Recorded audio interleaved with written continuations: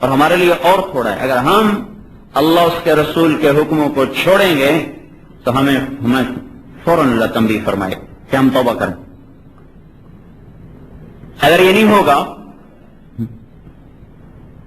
اگر اللہ کسی کو تنبیہ نہ کرے تو وہ مارا گیا، برباد ہو گیا، اس لیے کہ سارے گناہوں کا بوجھ لے کے آگے چلا گیا.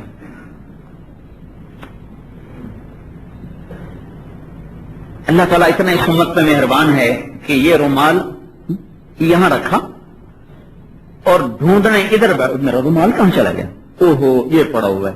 اس اوہو پر بھی اس کے گناہ معاف ہوتے ہیں. ہمارے ساتھ اللہ نے اتنا سینسٹیو ترازو لگایا ہے جو ہماری اوہ کو بھی تول لیتا ہے. اور پاؤں میں کانٹا لگا، یہ جو سی ہوئی ہے اس پر بھی ہمارے گناہ معاف ہوتے ہیں. چشمہ اس جیب میں ڈالا، ڈھونڈا اس جیب میں، اس پر جو پریشانی آئی اس پر بھی گناہ معاف ہوتے ہیں. ہمارے ساتھ اللہ نے ایسے کرم کا معاملہ کیا ہے. تو جب ہم تقوی سے ہٹتے ہیں اور حالات کی چکی ہمارے خلاف چلتی ہے تو ہم اسلام کو کوسنے بیٹھ جاتے ہیں، تو ان سے متاثر ہو جاتے ہیں، باطل والوں سے. اسلام کی طاقت کا ظہور کتاب سے نہیں ہوگا، اسلام کی طاقت کا ظہور تو جسم میں آنے کے بعد ہوگا. تقوی کے چیپٹر لکھنے سے کام نہیں بنے گا، تقوی کو اندر التقوی ہا ہونا، التقوی ہا ہونا. حضور نے ارشاد فرمایا تقوی یہاں ہے، تقوی یہاں ہے. یہ باتوں کی چیز نہیں، لینے کی چیز ہے. جاننے کی چیز نہیں، اتارنے کی چیز. ابو علی سینا آیا شیخ سعدی سے ملنے، تو بڑا متکبر آدمی تھا ابو علی سینا، بہت متکبر شخص تھا. تو آخری عمر میں بیماری نے پٹکایا، کولنج ہو گیا، تو تب جا کے اللہ کی طرف اس کا رجوع ہوا. انتہائی متکبر انسان تھا. آخری زندگی میں جا کے توبہ نصیب ہوئی. تو شیخ سعدی نے فرمایا اخلاق ندارت، اخلاق سے عاری ہے. اسے پتا چلا، اس نے پوری اخلاق پہ کتاب لکھ کے بھیج دی ان کو. تو انہوں نے فرمایا میں نے یہ نہیں کہا کہ ندانت، کہ جانتا نہیں، جانتا تو مجھ سے بھی زیادہ ہے، ندارت ہے ہی کوئی نہیں. تو حضور صلی اللہ علیہ وسلم نے فرمایا التقوی ہا ہونا، تقوی کی جگہ یہاں ہے، یہاں. اب میرے بھائیو، جب تک یہاں تقوی نہ آئے کوئی دنیا کی طاقت ہمیں اللہ سے اور اللہ کے رسول سے نہیں جوڑ سکتی. اور جب یہاں آ جائے تو کوئی دنیا کی طاقت ہمیں اللہ اس کے رسول سے کاٹ نہیں سکتی. اس پنکھے کا تار پیچھے سے کاٹ دیا جائے تو نہ یہ منت خوش آمد سے چلے گا، نہ یہ ڈنڈوں سے چلے گا، نہ یہ جوتوں سے چلے گا، نہ یہ اس کو مسلسل ہاتھ سے پکڑ کر چلانے سے چلے گا، کیونکہ اس کی اندر کی طاقت ختم ہو گئی ہے.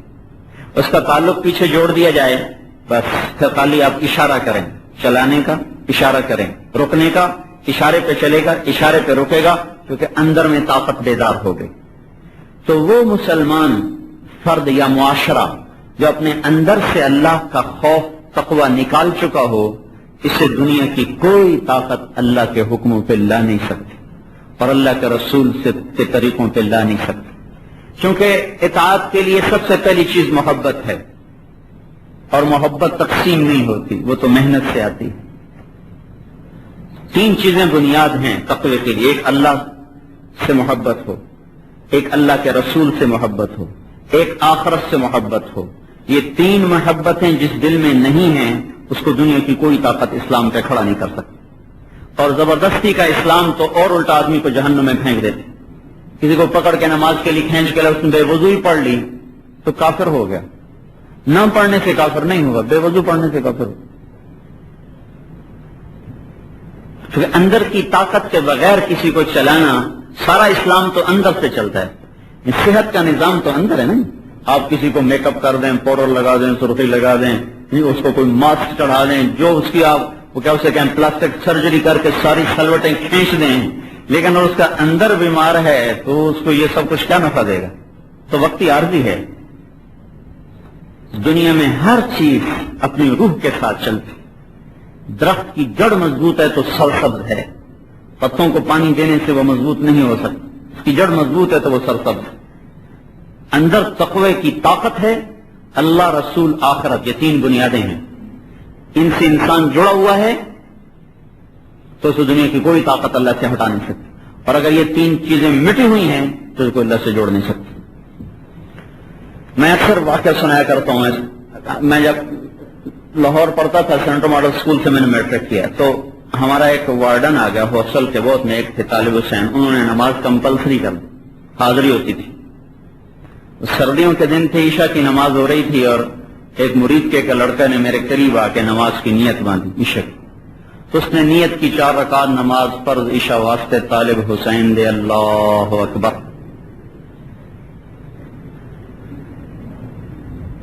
اگر وہ نماز نہ پڑھتا تو تھوڑا گناہ ہوتا، یہ کرنے سے اس سے بڑا گناہ ہوتا، تو میں نے نماز توڑ دی۔ میں نے کہا یہ کیا کیا ہے؟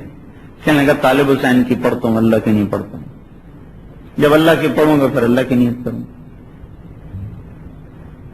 تو اگر اندر میں طاقت نہیں ہے تو آپ کسی کو چلا نہیں سکتے۔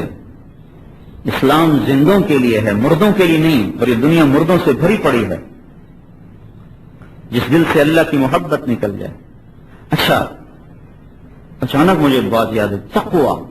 تقوی ہمارے عرف میں ڈر کا ترجمہ کیا گیا، ڈر۔